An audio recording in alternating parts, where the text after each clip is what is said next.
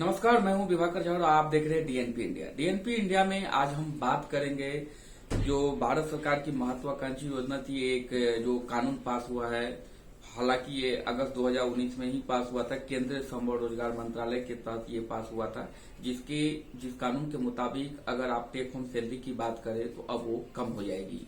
और लेकिन इसका दूरगामी परिणाम ये होगा कि जब आप कंपनी से रिटायर होंगे, अवकाश प्राप्त करेंगे, तो आपका जो टेक होम सैलरी उस समय होगा वो ज्यादा होगा, जिसमें पीएफ और ग्रेजुटी जो है वो आपका ज्यादा बनेगा। इसके अलावा और कौन कौन से श्रम सुधार कानूनों में प्रावधान किए गए, बहुत सारे कानून थे उसमें, और उसमें जो है कमेटी को भेजा गया, फिर सुधार हुए। अंत में अब सरकार जो योजना बना रही है जिसके मुताबिक वो 1 अप्रैल से इस नए कानून को लागू करेंगे। तो दरअसल ये जो कानून है उसमें पूरे कानून का अगर हम ढांचा देखें जो किया गया है, उसमें 4 श्रम कानून को एक साथ रखा है, जिसमें है न्यूनतम मजदूरी कानून, मजदूरी भुगतान कानून, बोनस भुगतान कानून और समान पारितोषिक कानून को समाहित किया गया। अगर आपको बता दें कि जैसे न्यूनतम न्यूनतम मजदूरी की बात करते हैं, तो पहले इसमें केवल 7% की आबादी इसमें समाहित थी, लेकिन अब जो आया है इसमें लगभग सबको समाहित करने की कोशिश की है कि न्यूनतम बेसिक जो मजदूरी है उसमें सब लोग आए, उसके लिए भी उन्होंने प्रावधान किया है। इसमें कार्य अवधि की बात करें अगर, तो कार्य अवधि पहले एक जो जैसे न्यूनतम मजदूरी के संदर्भ में एक अस्पष्टता बनी हुई थी, वहां भी क्लियर हो चुका है। जैसे कार्य अवधि की बात पहले 9 घंटे या कितना हो इसके था, तो उन्होंने एक नया इसमें शेड्यूल तय किया है कि कार्य अवधि जो है 8 होगा, और टोटल अगर काम करे कार्य दिवस की बात वो 12 घंटे तक हो सकती है। अगर 12 घंटे हो सकती है तो उसमें हर 5 घंटे के बाद विश्राम की व्यवस्था होगी। तो ये जो पूरे कार्य पद्धति है कि उसमें हर 5 घंटे के बाद आधे घंटे का विश्राम होगा, लगातार 5 घंटे के बाद आधे घंटे का विश्राम का प्रावधान किया गया है। और पहले एक और थी कि अगर ओवर टाइम होता है तो उसका क्या होगा, तो पहले था कि आधे घंटे से नीचे अगर होता था तो ओवर टाइम काउंट नहीं होता था, लेकिन अब कहा कि 15 से 30 मिनट के बीच जो भी अवधि है उसको ओवर टाइम में ही माना जाएगा। तो ये एक बड़ी है, जो कामगार लोग हैं जो ओवर टाइम करते हैं उन लोगों के लिए एक है कि 15 से 30 मिनट के बीच में अगर उनका समय काल है तो वो ओवर टाइम में आधे घंटे के बीच में वो माना जाएगा। पहले आधे घंटे से कम का समय जो होता था वो ओवर टाइम में काउंट नहीं होता था। तो सबसे बड़ा परिवर्तन तो यह है कि एक दिन की जो कार्य दिवस है वो 12 घंटे का होगा, जिसमें आपका आराम भी होगा, 5 घंटे के बाद आधे घंटे का एक विश्राम होगा। कार्य अवधि अगर ओवरऑल करते हैं तो 8 घंटे की होगी, ओवर टाइम ये पूरा मिला के 12 घंटे का होगा। अगर आप टेक होम सैलरी पे अगर आते हैं मजदूरी के बाद, तो पहले जो मूल वेतन था, अब मूल वेतन जो है उसको बढ़ा के 50% या उससे अधिक कर दिया गया था। तो पहले क्या होता था, मूल वेतन को कम रखा जाता था क्योंकि इससे जो पीएफ या ग्रेजुटी के लिए जो कटौती होती थी कर्मचारियों से वो कम होता था।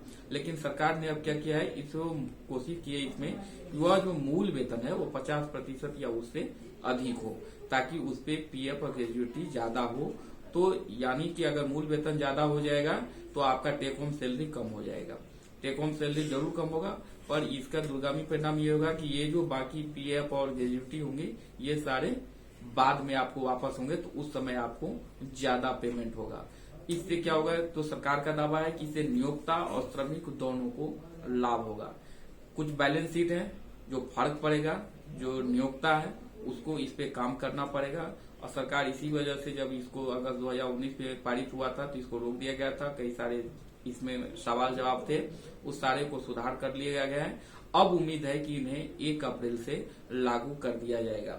इसके अलावा इसमें कई सारे जो बिंदु हैं, जैसे मजदूर संहिता है, सामाजिक सुरक्षा संहिता, औद्योगिक संबंध संहिता, व्यवसायिक सुरक्षा, स्वास्थ्य, कार्य स्थितियां संहिता, यानी जो जो कार्यस्थल पे होती है अलग अलग क्षेत्रों से होती है, इससे जुड़े जितने भी 49 कानून थे सबको समाहित करके उन्होंने एक पूरा स्पष्ट कर दिया था। कि पहले अस्पष्टता बना हुआ था कि कौन लोग हैं, कहाँ दायरा है, उसका कैसे होगा, लेकिन सरकार ने इस बार जो कानून बनाया है पूरी कोशिश की है कि कानून में एक स्पष्टता हो। और इसके अब सवाल है कि इस कानून की जरूरत क्यों पड़ी, तो इसका तो सबसे बड़ा कारण ये था कि कार्य अवधि की जब हम बात करते हैं तो कई सारे नियोक्ता थे जो अपने मजदूरों के साथ शोषण होता था, कार्य अवधि स्पष्ट नहीं थी, जो था उस पर अस्पष्टता बनी हुई थी, किंतु परंतु के साथ तो उनके मजदूरों का वहां पे शोषण होता था।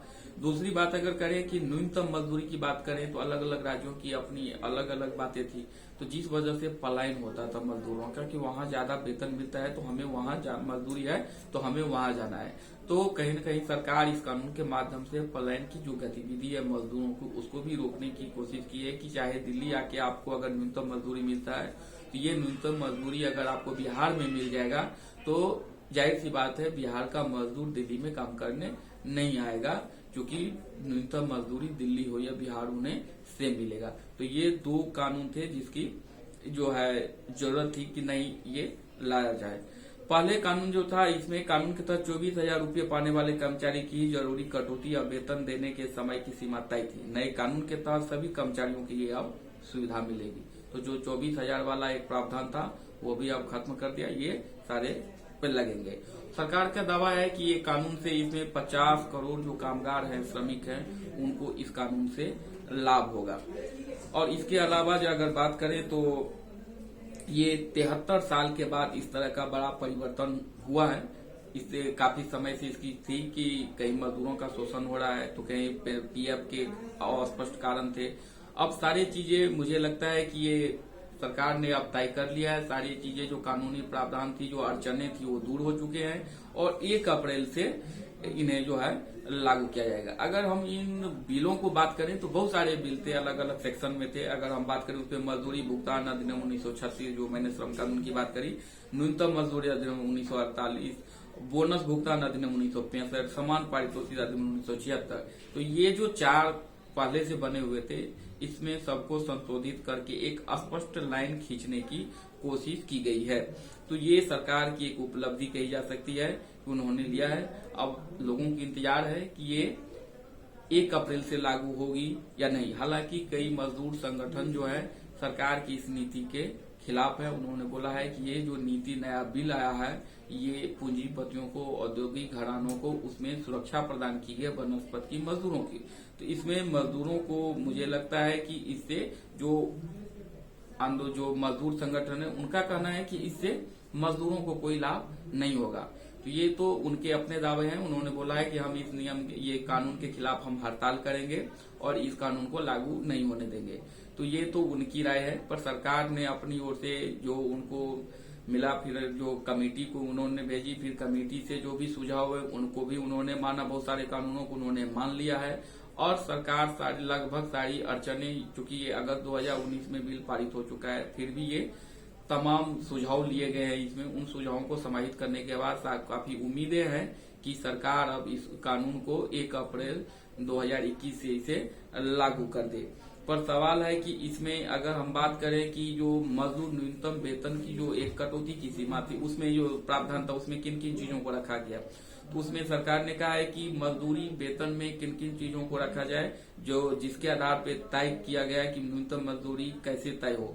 तो उसके लिए उन्होंने कहा है कि एक 3 दिवसीय स्वास्थ्य व्यस्त परिवार के लिए दैनिक आधार पर आवश्यक ऊर्जा कितनी की जरूरत होती है उस कैलोरी को आधार पे उसका वेतन डिसाइड किया गया है। आवासीय किराए का 10% उसका हो, फिर है ईंधन बिजली आदि 20% पे खर्च हो, और बच्चों की शिक्षा स्वास्थ्य आकस्मिक जरूरतों पर टोटल 25%। अगर इन सारी चीजों को जोड़ दिया जाए तो ये न्यूनतम मजदूरी एक तय की गई है इन सारी चीजों को जोड़ के, ताकि मजदूर के बच्चे भी खुशहाल है, वो भी अपने बच्चों का घर का भरण पोषण कर सके।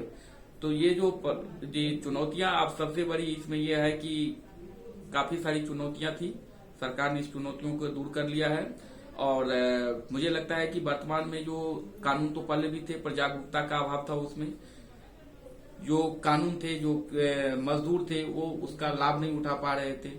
तो अभी भी मुझे लगता है सरकार के लिए चुनौतियां होंगी। जो नए कानून तो उन्होंने ला दिए हैं, सारी चीजें हो चुकी है, पर ये उनका शोषण न हो और ये कानून सही तरीके से उनके पक्ष में लागू हो, ये जागरूकता फैलाना सरकार के लिए बड़ा चुनौती होगा।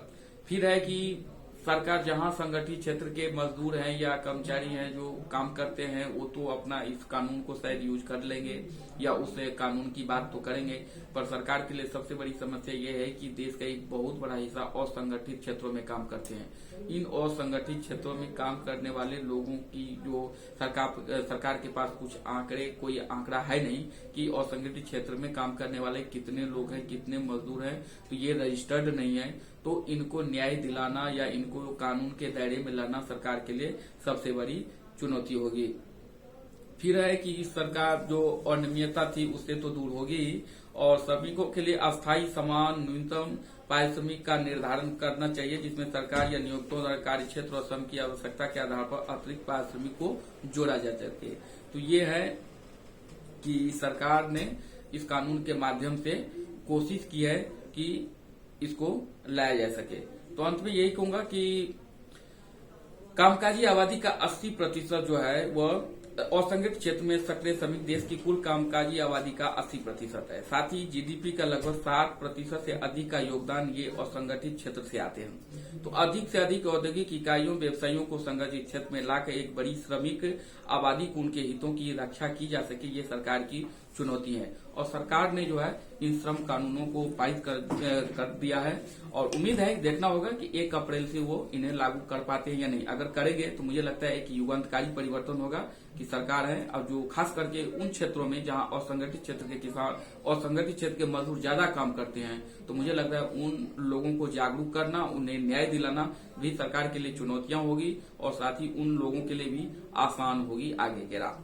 तो डीएनपी इंडिया में फिलहाल इतना ही। आगे की खबरों के लिए देखते रहिए डीएनपी इंडिया। नमस्कार।